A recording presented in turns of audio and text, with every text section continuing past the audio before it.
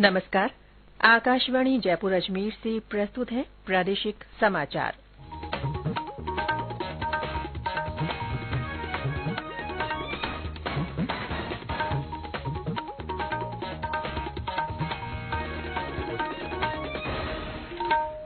मुख्य समाचार। प्रदेश में विधानसभा चुनाव के लिए नामांकन भरने का आज अंतिम दिन। विभिन्न दलों के कई नेता दाखिल करेंगे नामांकन पत्र।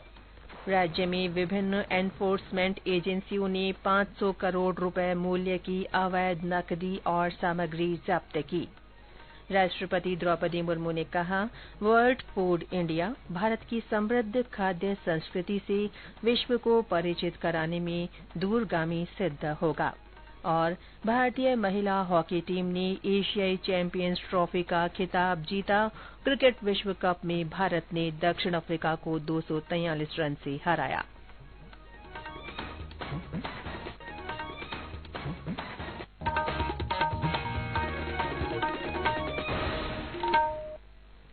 समाचारों के साथ मैं ऋतिका गुप्ता। और अब समाचार विस्तार से। प्रदेश में विधानसभा चुनाव के लिए नामांकन दाखिल करने का आज अंतिम दिन है।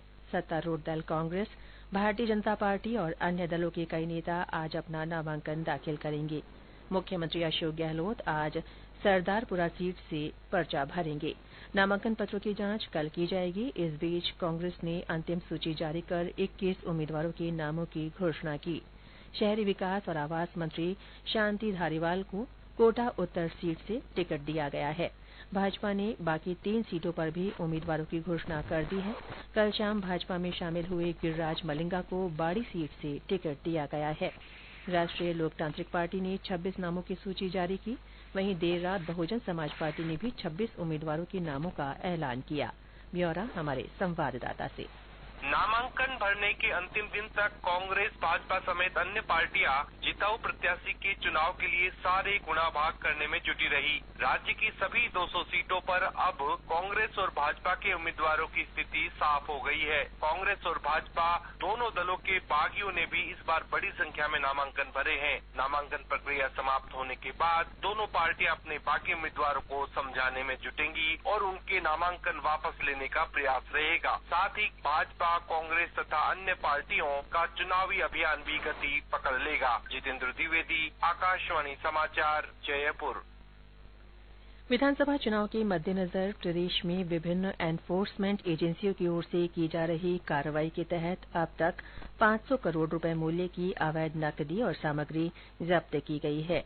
पिछले विधानसभा चुनाव के दौरान की गई जब्ती के मुकाबले इस जब्ती में अब तक 702% की बढ़ोतरी हुई है।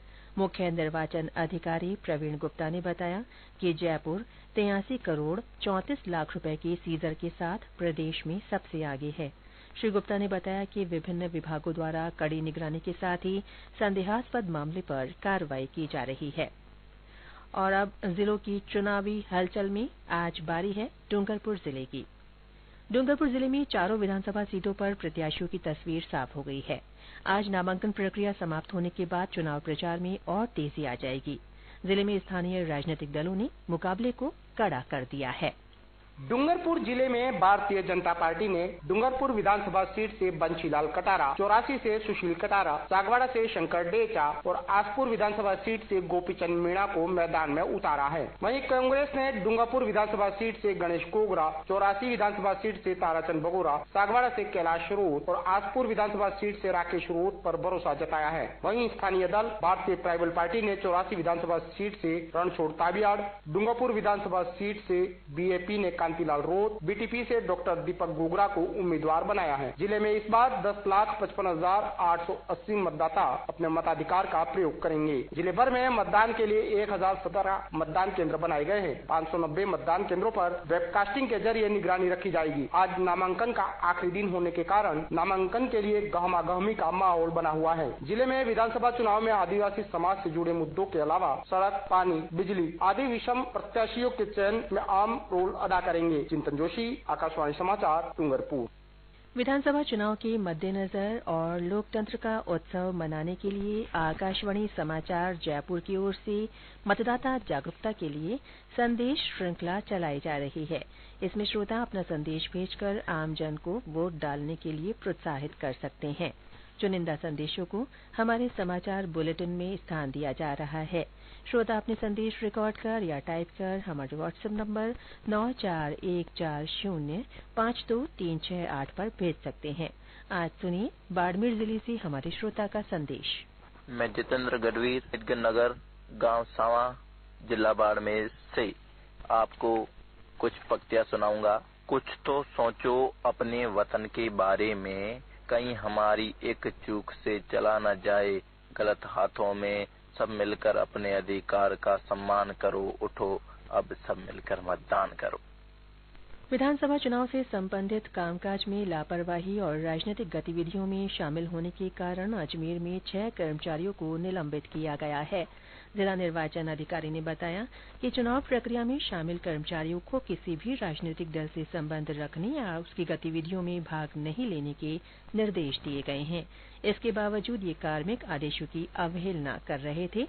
अब इनकी बहाली चुनाव आयोग की अनुमति के बाद ही हो सकेगी। ये समाचार आकाशवाणी जयपुर अजमेर से प्रसारित किए जा रहे हैं। राष्ट्रपति द्रौपदी मुर्मू ने ऐसे अनाजों से दूर रहने की आवश्यकता का उल्लेख किया है जो जलवायु परिवर्तन की समस्याओं को बढ़ाते हैं। कल नई दिल्ली में वर्ल्ड फूड इंडिया 2023 के समापन सत्र को संबोधित करते हुए उन्होंने कहा कि अब लोगों को ऐसे अनाज का चयन करने से बचना चाहिए जो प्रकृति को किसी तरह से नुकसान पहुंचाते हैं।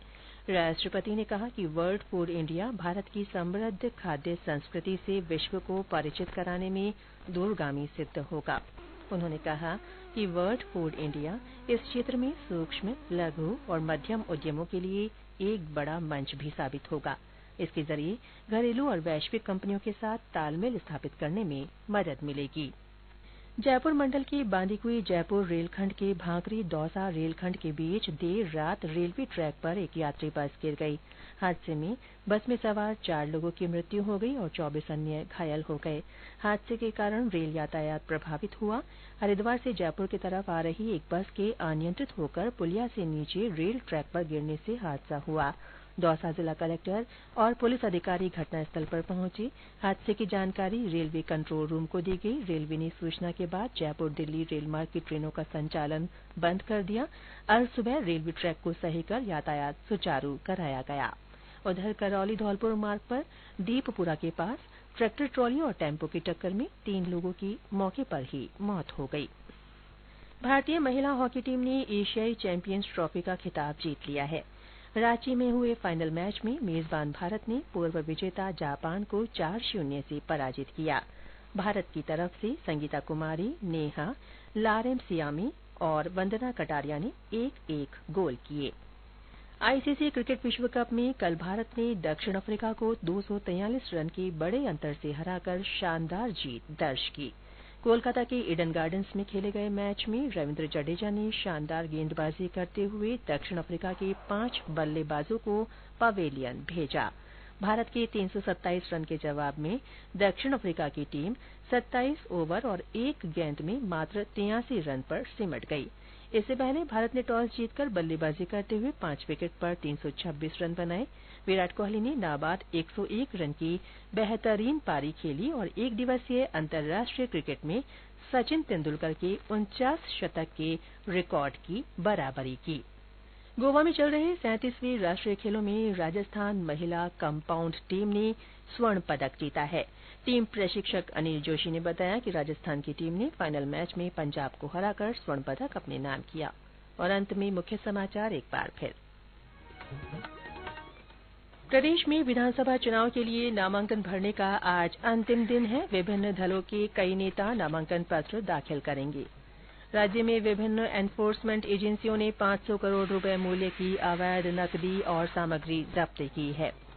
राष्ट्रपति द्रौपदी मुर्मू ने कहा है कि वर्ल्ड फूड इंडिया भारत की समृद्ध खाद्य संस्कृति से विश्व को परिचित कराने में दूरगामी सिद्ध होगा। और भारतीय महिला हॉकी टीम ने एशियाई चैंपियंस ट्रॉफी का खिताब जीत लिया है। वहीं क्रिकेट विश्व कप में भारत ने दक्षिण अफ्रीका को 243 रन से हराया। इसके साथ ही प्रादेशिक समाचार बुलेटिन समाप्त हुआ। नमस्कार।